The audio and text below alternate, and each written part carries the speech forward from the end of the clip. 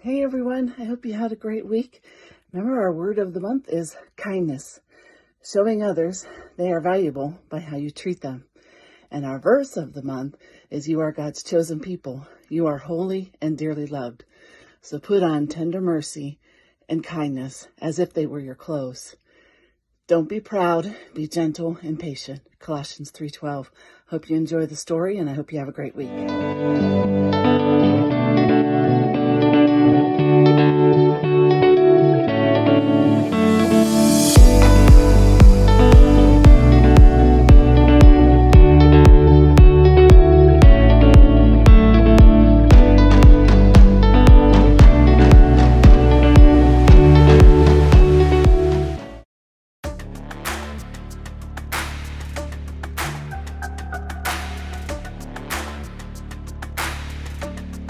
Just the facts of you and me.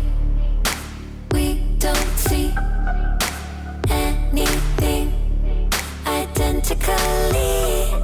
Oh, it's the truth. Me and you, we feel and do differently.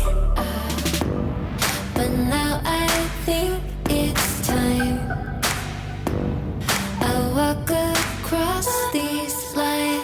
You don't look like me, don't act like me, don't even think a thought like me. But you matter to me, definitely. It don't matter, cause you matter. Kindness fits everybody. Everybody wants kindness.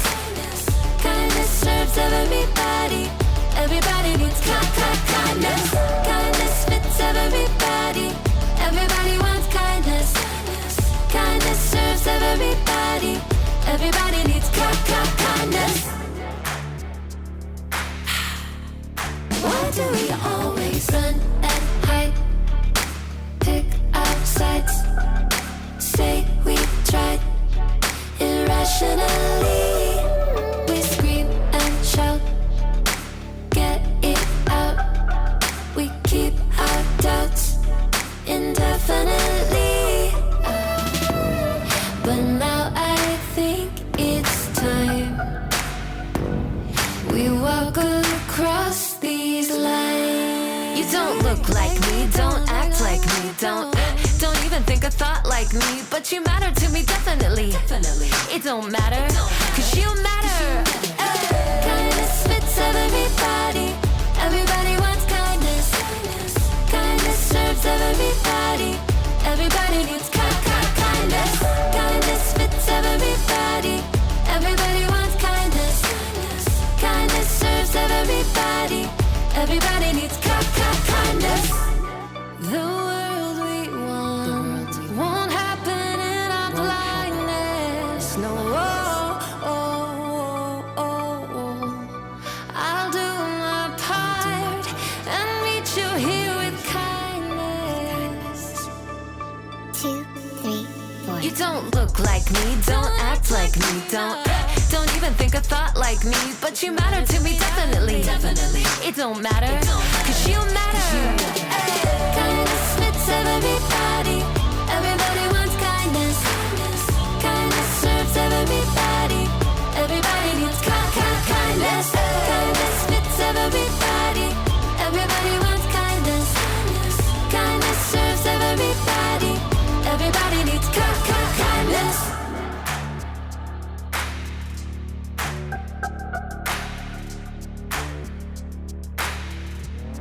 Boom, boom, boom, boom.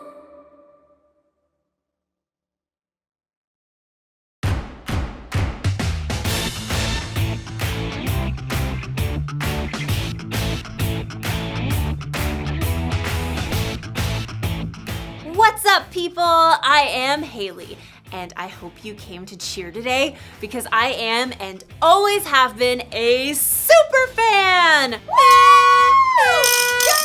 I'm telling you, the town I grew up in, we all rooted for the home team. We ate, drank, and slept orange.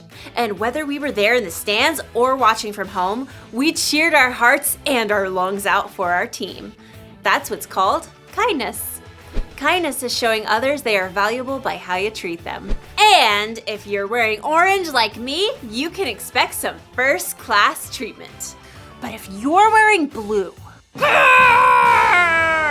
that means you're a fan of that other team. Our rivals. I can tell you what they're like. They're mean. They're cheaters. They eat broccoli.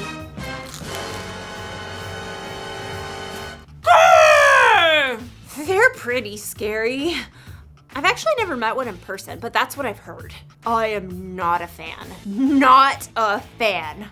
You know, if I saw someone on that blue team lying on the side of the road, you know what I'd do? I'm actually not sure what I would do. I'm not sure. But today's Bible story will help us know what we should do.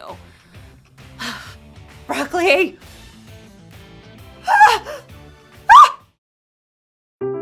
The Bible.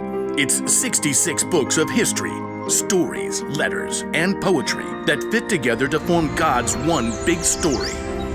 The epic adventure of how He created us and loves us so much that He made a way to rescue us. As we travel through the Bible, from Genesis to Revelation, we discover people who met God and found their lives changed forever. Now, for an amazing story, inspired by the book of Luke, chapter 10, verses 25 through 37. Everywhere Jesus went, crowds of people followed.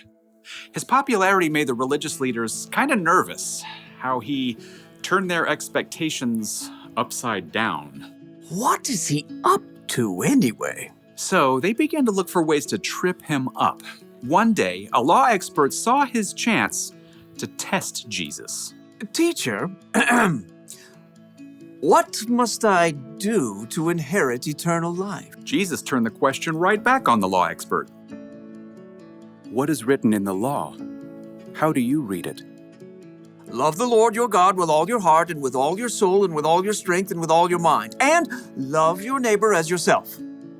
You have answered correctly. Do this and you will live. But the law expert wanted to discover the very least he could do to obey the law, so he got tricky. Yes, but really, who is my neighbor? Jesus looked directly at the law expert and he saw what was in his heart. So Jesus began a story. A man was going down from Jerusalem to Jericho. Now, if Jesus were to tell this story today, it might go something like this. There's a man that we'll call Ben, who needed to travel from Jerusalem to Jericho. It was a lonely, rugged road, but he was well prepared. Got my water skin, got my quail jerky, got my snake repellent, got my large number of clinking gold coins. Stick 'em up! Uh-oh, forgot my mace. A band of robbers attacked Ben. They took everything, leaving him half dead by the side of the road. Help! Please, help me. There was no one to hear. The sun beat down. Shadows shifted as the day wore on. At last, he heard footsteps. Through shimmering heat, he could barely see a man in khakis and a blue button-down shirt. In the beginning, let me Google the Greek word for beginning. That'll make me sound more intelligent. The man was a preacher working on his Sunday sermon. Help me. The preacher spotted Ben lying there in the dust, but he immediately looked down at his phone, pretending not to see. Instead, he crossed to the other side of the street, putting as much space between him and Ben as possible. Please. But the preacher was gone. Ben's throat was dry now. He could barely swallow. Finally, he saw someone else. I've got peace like a river, I've got peace like a river, I've got peace like a river in my soul. A worship leader was now trekking down the road. He wore skinny jeans, an unnecessary scarf, and AirPods. Help me. Well, the worship leader definitely saw Ben, but he cranked up the volume on his AirPods and shimmied to the other side of the road as he passed. I've got peace like a river. I've got peace like a river. River, I'm gonna run away. As the man's voice faded away, Ben was left in despair. Shadows lengthened as evening approached.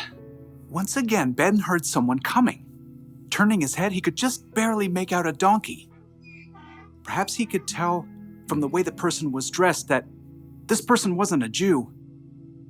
He was a Samaritan. Oh no. Jews and Samaritans were enemies. Even though the two groups were related, there was a history of bitter conflict between them, and the Samaritans worshiped God in a different way than the Jews did. Long story short, a Samaritan would have been the last person Ben would have wished to find him. What's that by the road? Instead of ignoring Ben, though, the Samaritan man slowed down and got off his donkey. Oh no, who did this? The Samaritan quickly rummaged for supplies in his bag. Here, have some water. Those are nasty gashes. I've got oil and wine to clean them out. The Samaritan bandaged Ben's wounds and hefted him onto his own donkey. Steady, steady. Hey, wrap your arms around his neck, like this. By the time darkness fell, the Samaritan brought Ben to an inn where the injured man could recover. Thank you. Thank you. In the morning, the Samaritan gave the innkeeper some money. Please, take care of this man. I'll return and pay you back for any extra expenses. Goodbye. Thank you. When Jesus finished the story, no one said a word. He looked directly at the law expert. Which of these three do you think was a neighbor to the man who fell into the hands of robbers? The law expert fidgeted. To admit that the Samaritan had acted as a true neighbor was to say that everyone is a neighbor, no matter how different they may be. I suppose, in this case, one would have to say, the man who had mercy on him. Go and do likewise. Jesus' story was clear. Love your neighbor as yourself isn't limited to just the people in your neighborhood. Your neighbor means anyone who needs you to show them God's love.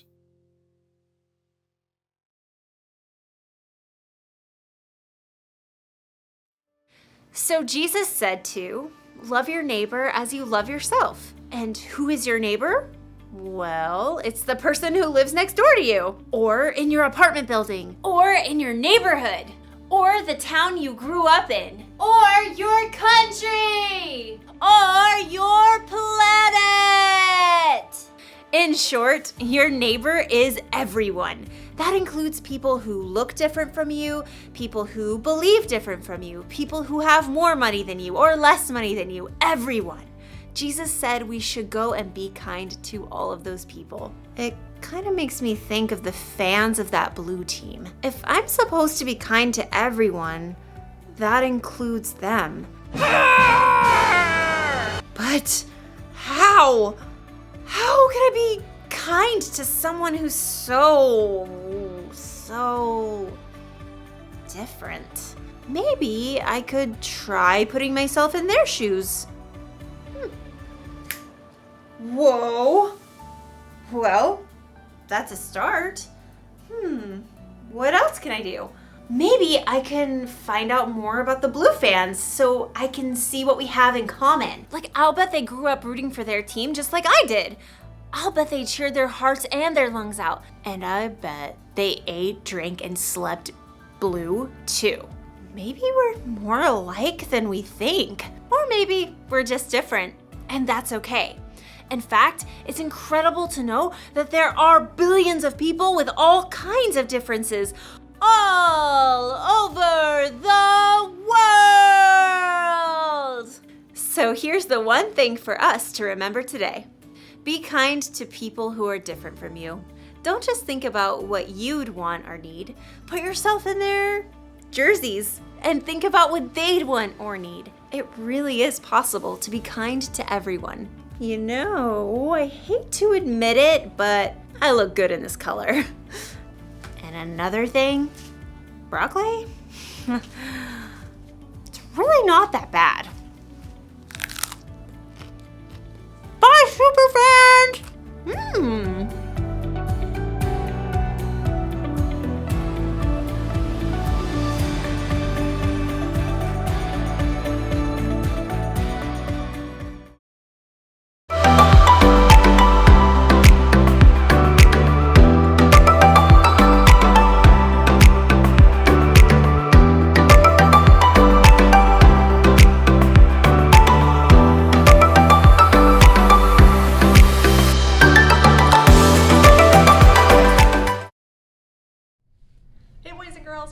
week 4 of February, we are going to get out our February activity box and do a quick activity together.